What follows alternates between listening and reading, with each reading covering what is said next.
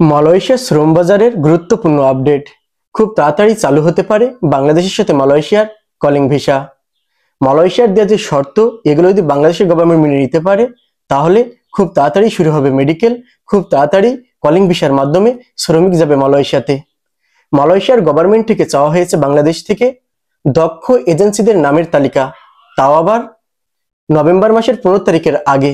এখন বাংলাদেশের গভর্নমেন্ট যদি নভেম্বরের 15 তারিখের আগে এমন দক্ষ এজেন্সিদের নামের তালিকা মালয়েশিয়াতে পাঠিয়ে দেয়, তারপরে মালয়েশিয়া এটা যাচাই বাছাই করে ওখান থেকে সিলেক্ট করবে কোন কোন এজেন্সি কাজ করতে পারবে, মালয়েশিয়ার এই কলিং ভিসার মাধ্যমে লোক ঢুকাতে পারবে মালয়েশিয়ায়। এটা অনেক গুরুত্বপূর্ণ ভাই।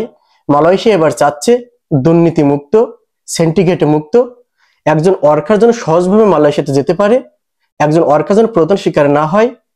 এই দিকটা কিন্তু খুবই ভালো লেগেছে আমার কাছে। কারণ কি ভাই, আমরা প্রতারণার শিকার হই কোথায়?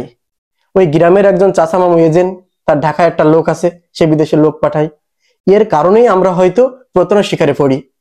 মালয়েশিয়ার গভর্নমেন্ট আবার স্পষ্টভাবে জানিয়ে দিয়েছে যে বিগত 3 বছরে প্রায় 3000-এর উপরে শ্রমিক তাকে বিদেশে পাঠাতে হবে, এবং তার নামে কোনো অপবাদ থাকলে হবে না, কোনো দুর্নীতি থাকলে হবে না।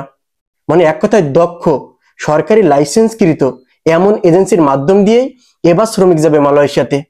মালয়েশিয়ার গভর্নমেন্ট আরো জানিয়ে দিয়েছেন যে ছোট্ট একটা রুমের ভিতরে একটা টেবিল নিয়ে বা 2-3টা বসার আসন রেখে এজেন্সিগিরি করলে হবে না, এজেন্সিদের থাকা লাগবে অনেক বড় একটা ট্রেনিং সেন্টার রুম, মানে যেখানে মালয়েশিয়া যাওয়ার জন্য ভাষা বা অন্যান্য ট্রেনিং হয় এমন জায়গা যারা আছে বা তার দক্ষ আছে, তার নামে মিথ্যা কোনো অপবাদ নাই, দুর্নীতির কোনো রিপোর্ট তার নামে নাই, সেই এজেন্সিগুলোই এবার পাবে মালয়েশিয়াতে লোক পাঠানোর সুযোগ। এটা নিয়েও আমাদের বাংলাদেশি এজেন্সিদের ভিতরে বিতর্ক সৃষ্টি হচ্ছে। কারণ কি ভাই, সরকারি লাইসেন্সকৃত এজেন্সির থেকে আমাদের দেশে অলিতে গলিতে রাস্তাঘাটে, মনে করেন দক্ষিণ পাড়ায়, পশ্চিম পাড়ায়, উত্তর পাড়ায় এজেন্সির কোনো অভাব নেই। তাদের ভাই জ্বলে যাচ্ছে, তাদের পুড়িয়ে যাচ্ছে, তাদের ফিটে যাচ্ছে, কারণ তারা এবার কাজ করতে পারতেছে না, সুযোগ পাচ্ছে না ভাই। যাই হোক ভাই, যে কাজটা মালয়েশিয়া গভর্নমেন্ট করতেছে এটা সাধারণ একজন মানুষের জন্য অবশ্যই ভালো।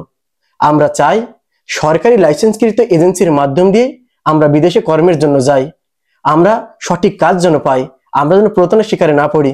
আমাদের কোম্পানির কথা বলে আমাদেরকে যেন এজেন্ট ভিসা বা ট্যুরিস্ট ভিসার মতো বিষয় ঠেলে না দিতে পারে। এর জন্যই মালয়েশিয়া গভর্নমেন্ট থেকে এবার চাওয়া হয়েছে দক্ষ এজেন্সিদের নামের তালিকা, যাদের নামে কোনো দুর্নীতি থাকলে হবে না, তাদের নামে কোনো অপবাদ থাকলে হবে না।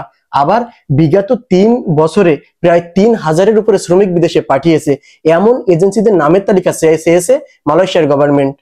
এখন বাংলাদেশ থেকে এই নিয়ম শর্তগুলো মেনে নিলেই শুরু হবে মালয়েশিয়ার সাথে কলিং ভিসা, শুরু হবে নতুন শ্রমিক যাওয়া মালয়েশিয়াতে। আশা করি বুঝতে পেরেছেন প্রিয় ভাই এবং বোন। সে পর্যন্ত আপনারা ভালো থাকবেন, সুস্থ থাকবেন। আপনাদের সচেতন করাই আমার মূল লক্ষ্য। বাংলাদেশ থেকে আমি হাসিবুর হাসান শান্ত।